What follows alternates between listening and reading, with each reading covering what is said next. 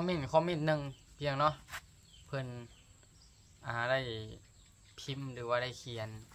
หาบ่าวสีเนาะเพิ่นบอกว่า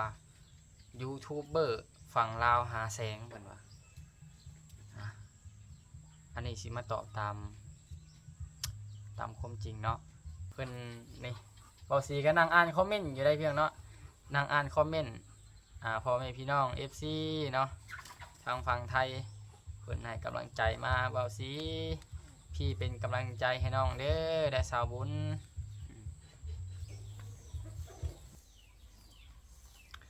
กราบสบายดีพ่อแม่พี่น้องสบายดีกันเบิดสุขสุขคนเด้อพี่น้องเด้อยินดีต้อนรับทุกท่านเข้าสู่ช่อง YouTube เบาสีบ้านหน้าพี่น้องเนาะมาเมื่อนี้พี่น้องเนาะทาง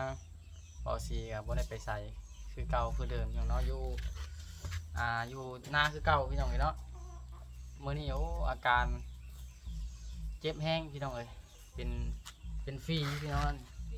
เป็นฟรีในแข้งพี่น้องเนาะบ้าไข่บักไงพี่น้องนี่ไข่บักไงเจ็บแห้งอยู่ดีพี่น้องย่างไปใช้ก็ลำบากโคตรเจ็บแห้งไปใช้ก็ลำบากไปใช้กันย่างไปเล็กๆหน่อยโอ้ปวดอะไรเนี่ยเจ็บแห้งถ่ายหูวิธี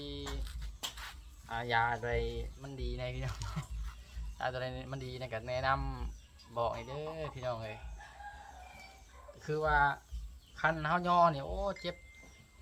ปะพี่น้องเนาะถ้าว่าเฮาย่อนี่ย่อแข้งย่อขาเนี่ย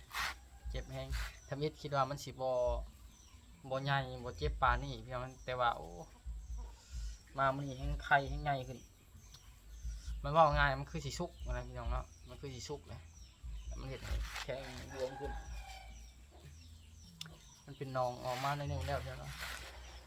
บีบออกแล้วแต่ยังบ่เศร้าน่าจะประมาณมื้ออื่นหรือมื้อนึงก็น่าจะเศร้าถ้าเป็นอยู่ไทยเนี่ยเขาจะไปผ่าออกแล้วเป็นอยู่ไทยเนี่ย อันนี้มันเจ็บแบบเจ็บบนบีแข้งมันเจ็บแบบสะบั้นเลยคือเขาแบบปวดแข้งสะบั้นเขาบีแข้งสะบั้นพี่น้องเนาะโอ้เจ็บแห้งปีนี้เป็น2-3 เทื่อเลยปีนี้โอ้ว่าเป็นยังมักเป็นฟรี2 เทื่อ 3 เทื่อเลยแต่เก่าก็ได้เป็นปีนี้เป็นฟรีดูปีนี้เป็นฟรีป่ะที่ไทยไปเลย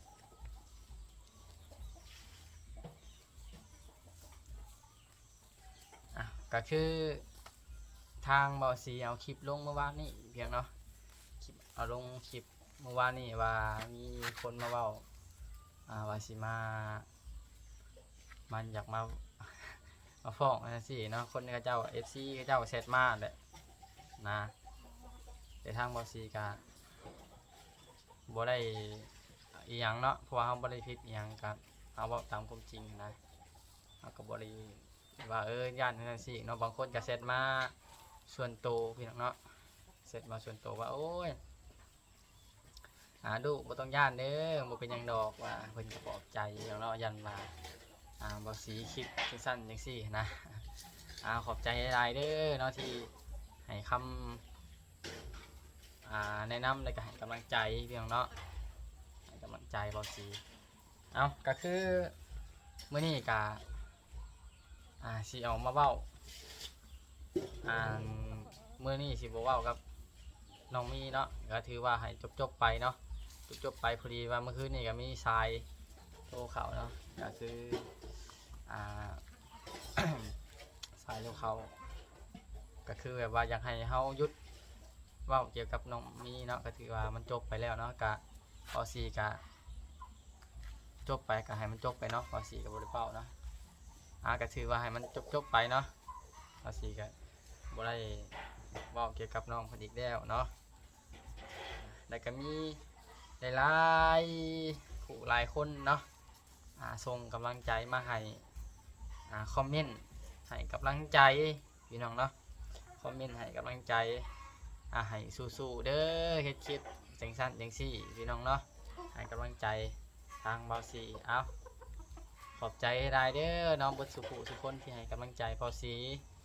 ขอให้อยู่ดีมีแฮงเด้อพี่น้องเนาะโอ้ยเจ็บฟรีพี่น้องเนาะ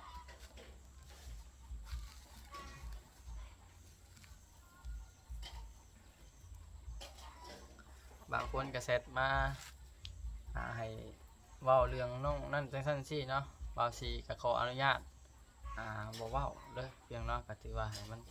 คือมันจบไปแล้วก็ให้มันจบไปเพียงเนาะ FC บางคนก็ยังไปโจมตีน้องเพิ่นอยู่กับพ่อก่อนซะพี่น้องเนาะพ่อก่อนซะมีแต่ว่าติดตามกันไปเรื่อยๆเนาะว่าสิเป็นจังไดกันพี่น้องเอ้ยแต่คือที่แน่ๆก็น้องเพิ่นก็คือสิสำนึกผิดนั่นล่ะเพียงเนาะน้องเพิ่นก็คือสิสำนึกผิดก็คือสิบ่กล้านั่นล่ะเพียงเนาะเพราะว่าเว้าเท่นะเพียงเนาะถ้าดินกับไผบ่ดินกับ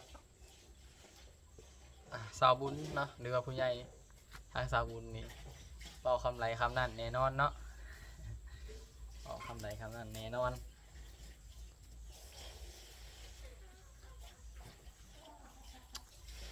ก็คือมีหลายคนเนาะบางบวกกับบ่ถึงว่าหลายเพียงเนาะมี FC เนาะเพิ่นทักมาว่าเบาซีนี่บ่ได้ออกไปถ่ายคลิปอยู่ข้างนอกเลยบ่เนาะออกไปถ่ายคลิปช่วยเหลือคือตะกี้นะเบาซีก็ขออยากตอบเลยเนาะว่าถ้าว่าเฮามีเวียกมีงานก็ออกไปได้อยู่เพียงน้อยสมมุติว่ามีผู้ใหญ่เนาะเพิ่นฝาก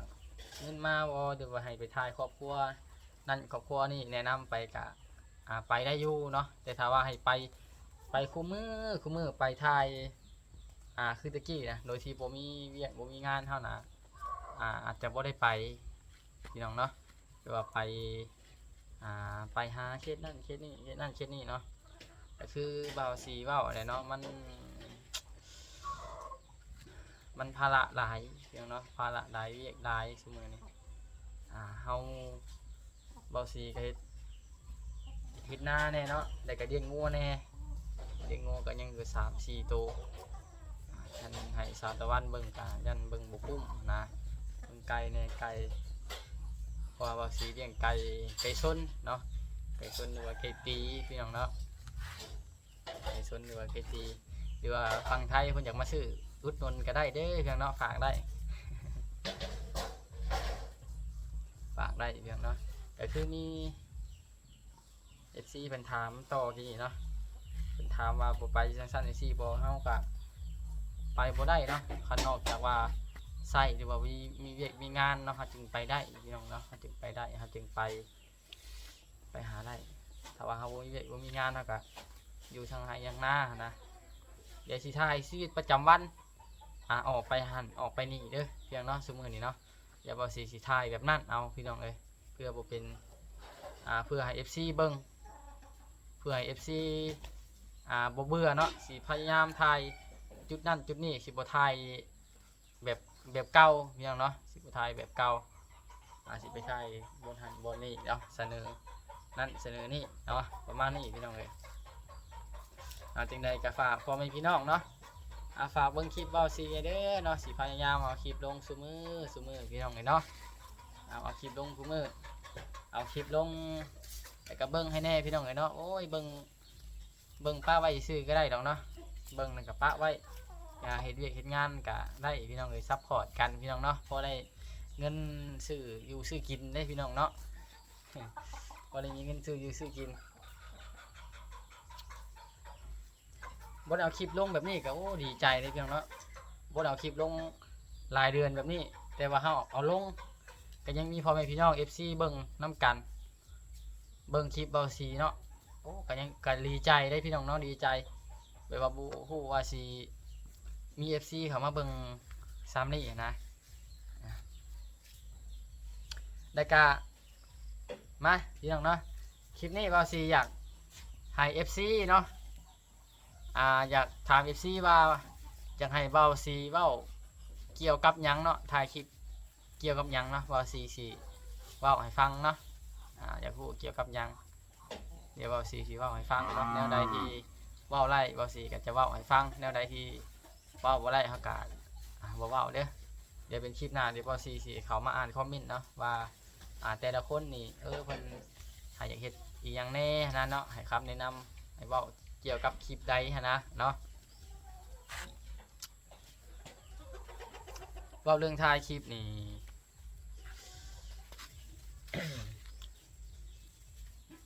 มันเว้าง่ายกับใจเฮามักเนาะทางร้านนี่แต่ก็อยากไปอยู่ได้แต่ว่าเฮาอยากเฮางานหลายก็ต้องแยกออกเนาะซุมื้อนี้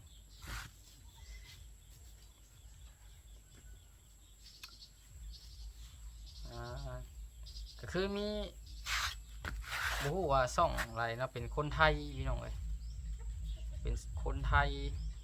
เขาเจ้าเว้าบ่ม่วนได้เนาะเว้าบ่เป็นคนไทยเนาะบ่เป็นคนไทยอันนี้สิบ่เว้าไว้ว่าอันนั่นเด้อสิเว้าแบบอ้อมๆใช่พี่น้องเนาะ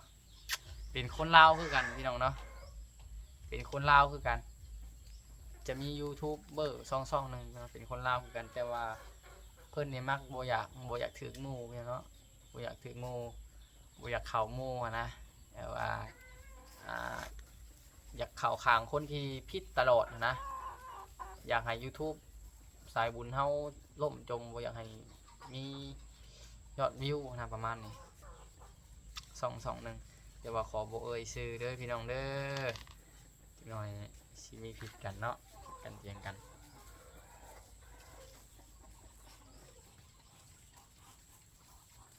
ก็มีหลายๆคนเพียงเนาะเพิ่นนี่เบาสีก็นั่งอ่านคอมเมนต์อยู่ได้เพียงเนาะนั่งอ่านคอมเมนต์พ่อแม่พี่น้อง FC เนาะทางฝั่งไทยเพิ่นให้กำลังใจมาเบาสีพี่เป็นกำลังใจให้น้องเด้อได้สาวบุญได้กาหลายๆคนเป็นกำลังใจให้เด้ออยู่ทางอเมริกาว่ะโอ้พี่น้องเนาะขอบใจหลายพี่น้องเอ้ยเบิ่งอยู่ทางต่างประเทศพุ่นเด้นี่ส่วนหลายก็จะมีแต่ต่างประเทศเพียงเราเบิ่งหลายต่างประเทศเป็นคนไทยเนาะคนไทยแล้วก็ต่างประเทศอเมริกาเนาะอเมริกา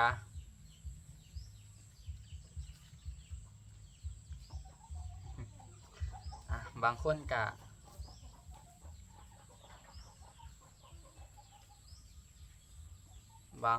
็ให้บ่ให้เกียรติกันได้พี่น้องเนาะ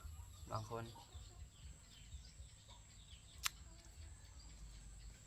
ก็คือมีคอมเมนต์หนึ่งเพียงเนาะเพิ่นได้พิมพ์หรือว่าได้เขียนหาบ่าวสีเนาะเพิ่นบอกว่ายูทูบเบอร์ฝั่งลาวหาแสงเพิ่นว่าอันนี้สิมาตอบตาม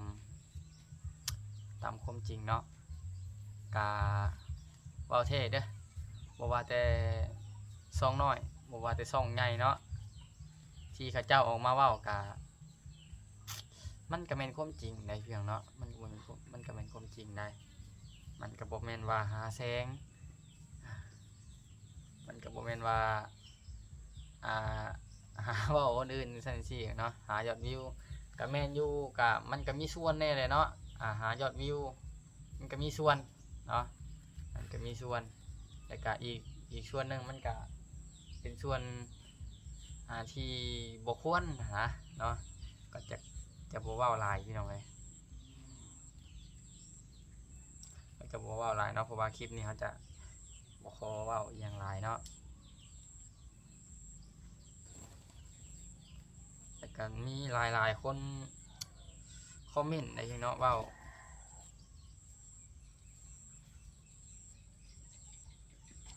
เนาะว่าจังซั่นจังซี่คอมเมนต์บ่ดีพี่น้องเนาะก็ได้อ่านเลยละคอมเมนต์ได้พี่น้องเนาะบางคนพูดไปแล้วเด็กคนนี้เว้าบ่ม่วนพี่น้องบางคอมเมนต์ก็เป็นภาษาอังกฤษพี่น้องอ่านบ่เป็นยอมโหลดพี่น้องภาษาอังกฤษนี่แต่ว่าเป็นภาษาลาวเนาะภาษาลาวภาษาอังกฤษ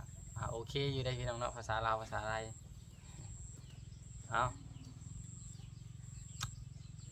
ก็ถือว่าคลิปนี้เพียงเนาะทางเบาสีก็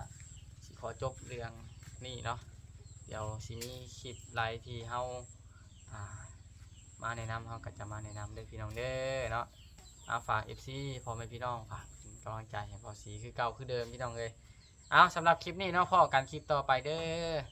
อยู่ดีไม่แห้งเบิดสุขคนเพียงเนาะเอาสบายดีเด้อเอาคอมเมนต์ใดที่มันดีเนาะบอสีก็ขอบใจถ้าว่าคอมเมนต์ใดที่บอดีบอสีก็